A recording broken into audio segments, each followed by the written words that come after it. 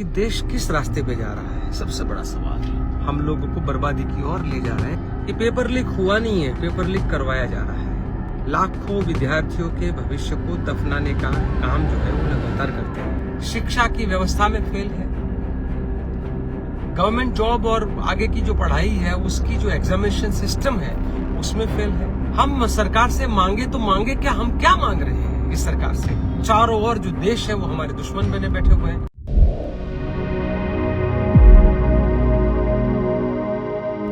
આક્ષેપો કર્યા છે કે મોદી સરકારમાં રોજગારી, શિક્ષણ, સુરક્ષા આ તમામ વ્યવસ્થામાં મોદી સરકાર નિષ્ફળ ગઈ છે। નમસ્કાર, તમે જોઈ રહ્યા છો ગુજરાત પ્લસ ન્યૂઝ અને હું છું મમલ। તો આવો સાંભળીએ વધુમાં લાલજી દેસાઈ શું કહી રહ્યા છે।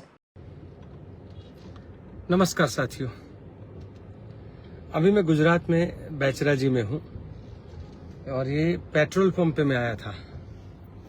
आपको यहाँ पता चलेगा, ये वाला पेट्रोल पंप जो CNG ऑनलाइन लिखा हुआ है, ताकि और अभी अभी जो पता चला कि बैचराजी में कोई भी पंप पर पेट्रोल नहीं है। गजब सिस्टम है आजकल। ये वाले पेट्रोल पंप पे अभी शाह पेट्रोल पंप में आया था तो नहीं है। और मोदी जी ने थोड़े दिन पहले तो बोल दिया था कि भाई पेट्रोल कम यूज करिएगा, ये वो। तो मोदी जी अभी इतना बोलते हैं कि ये प्रॉब्लम है, तो प्रॉब्लम बहुत बड़ा है, कोई कम प्रॉब्लम नहीं है। ये देश किस रास्ते पे जा रहा है, सबसे बड़ा सवाल है।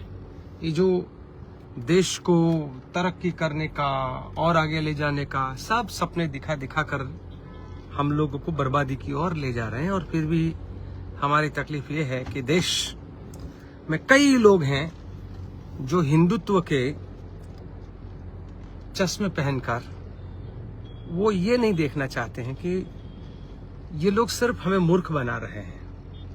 उनको ना कोई, क्योंकि गुजरात में उन्होंने भी मुस्लिम को टिकट दिया है, इनके लिए हिंदू मुस्लिम वाला इन रियलिटी मुद्दा नहीं है। उनको ये मुद्दा है कि आप हमको हिंदू मुस्लिम के मुद्दे पर लगातार झगड़ाते रहेंगे, फिर वो अपना खेल जो करना है वो करते रहेंगे। और वो खेल जो है वो है पूंजीपतियों को इस देश का पूरा धन, संपत्ति, कारोबार सब दे देना। उनके जो पूंजीपति दोस्त हैं वही सब कुछ ये कर रहे हैं और हम लोग बर्बादी की गर्त में जा रहे हैं। कल का आपने सुना, 2 दिन पहले का पेपर लीक वाला मामला। ये पेपर लीक हुआ नहीं है, पेपर लीक करवाया जा रहा है।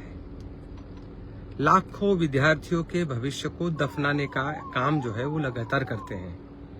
ये हर जगह पे आप देखिए ना, कौन से चीज में मैं ये कह रहा हूँ कि अगर मोदी सरकार एक मामले में, कोई एक चीज में अगर उन्होंने एक ऐसा काम किया हो तो जिसको लेकर हमें तारीफ करनी चाहिए। पर ऐसा कौन सा काम है जो उन्होंने किया?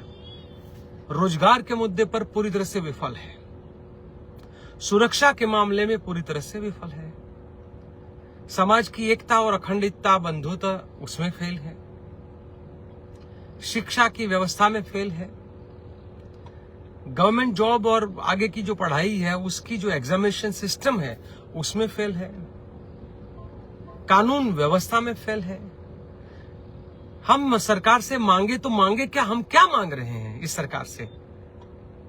शिक्षा, स्वास्थ्य, रोजगार, सुरक्षा और सुविधा, ये सब चीजों में ये फेल है, विफल है। और पूरी तरह से ये विदेश नीति इनकी विफल है। चारों ओर जो देश है वो हमारे दुश्मन बने बैठे हुए हैं।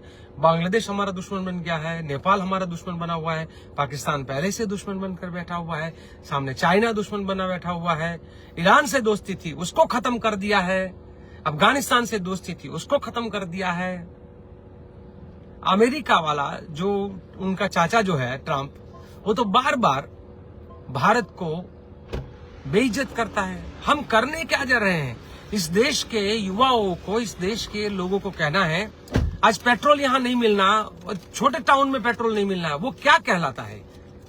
ये हकीकत है कि पेट्रोल की बहुत बड़ी किल्लत इस देश में, रुपया का गिरते जाना, ऐसा गिरा रुपया कि अब वो सेंचुरी मारने के कगार पे आ गया है। हमारे देश के लोगों का इतना बुरा हाल होने के बावजूद भी चुनाव आता है तब ये लोग कुछ और, चुनाव आएगा तो सपना कुछ और दिखाते हैं। बस घुसपैठियों को खदेड़ देंगे। कौन सा घुसपैठिया खदेड़ दिया? मनमोहन सिंह सरकार के समय पर जितने 10 साल में बांग्लादेश के या किसी भी देश के घुसपैठे थे, जितना खदेड़ा है उसका 10वां भाग भी इन लोगों ने कोई घुसपैठिया को नहीं खदेड़ा है। उसके दूसरी जो बात है वो ये है कि वो खदेड़ने की तो बात छोड़ो, उनके कार्यालय शुरू करके भाजपा के पत्ते जो है वो उसमें पहन रहे। दूसरा, मैं सबको चेताना चाहता हूं, मैं अभी गुजरात के कुछ चुनावों को आदिवासी क्षेत्र के या जो उत्तर गुजरात के क्षेत्र में लोगों को और अहमदाबाद के जो चर्चा कर रहा था, बुटलेगर, दारू का धंधा करने वाला, शराब का धंधा करने वाला बुटलेगर है, वो उनका सबसे प्यारा जमाई जैसा है। होता ना कि जमाई को संभालो, उनके लिए वो जमाई के समान है। क्यों जमाई के समान है? क्योंकि वो हफ्ता देता है, मतलब कमाई करवाता है, चुनाव आता है तो वोट दिलवाता है। उनको वोट चाहिए और नोट चाहिए, वोट और नोट, ये दोनों जो है ये गुजरात में बुटलेगर लोग जो है ये भाजपा को दे रहे हैं। और इसलिए मैं कांग्रेस के हर कार्यकर्ता को कहूंगा कि हर जगह पे दारू के अड्डे पर आप जनता रेड करवाइए और ये दारू के अड्डे बंद करवाकर इस प्रकार के बुटलेगरों को भी बंद करिएगा। जब तक बुटलेगर का राज रहेगा, देखिए ना सरखेज में, देखिए ना यहाँ पर पूरे की पूरी जो वैजलपुर वाला एरिया है, वहां पर जितने भी बुटलेगर है वो सबको चुनाव के टाइम पे खुद अमित शाह अपने क्षेत्र में लगाता है। बुटलेगर से लोग जीतते हैं कि और वोट भी मिलेगा, नोट भी मिलेगा, और वोट और नोट की कमाई करने वाला कोई जमाई मिल जाए तो फिर और क्या चाहिए। तो ये जो उनके बने हुए हैं, तो एक तरफ से वोट और नोट देने वाले बुटलेगर जमाई जैसे बने हुए हैं, और दूसरी तरफ जो पूंजीपति है वो देश को पूरी तरह से नोच रहे हैं, और ये पूंजीपतियों के गुलाम बने हुए ये भाजपा के नरेंद्र मोदी और अमित शाह से लेकर उनकी पूरी सरकार जो है उसको अब किसी भी हाल में खदेड़ना पड़ेगा। नहीं तो जो बंगाल में वोट चोरी हुई है, जो आसाम में वोट चोरी हुई है, और उसी तरीके से गुजरात में तो हम झेल रहे हैं 30 साल से इनकी वोट चोरी के कई अलग अलग प्रकार है जो लोग समझने के लिए तैयार। लोग सोचते हैं कि लोकप्रिय है, कोई लोकप्रिय नहीं है। ये जनता में बिल्कुल ये अप्रिय होते हुए भी जो चुनाव जीतते हैं उसके 3-4 कारण हैं। एक जो है बुटलेगरों की वजह से, दूसरा जो है वो पूंजीपतियों की वजह से, तीसरा जो है वो उनकी वोट चोरी की वजह से। सरकारी मशीनरी जो है वोट चोरी में मदद करती है। सो वोट चोरी, नोट चोरी, ये भाजपा का रोज का खेल हो गया है। इसको खत्म कीजिएगा, नहीं तो देश के युवाओं जो है उसके रोजगार से लेकर उसका भविष्य जो है वो खत्म हो जाएगा।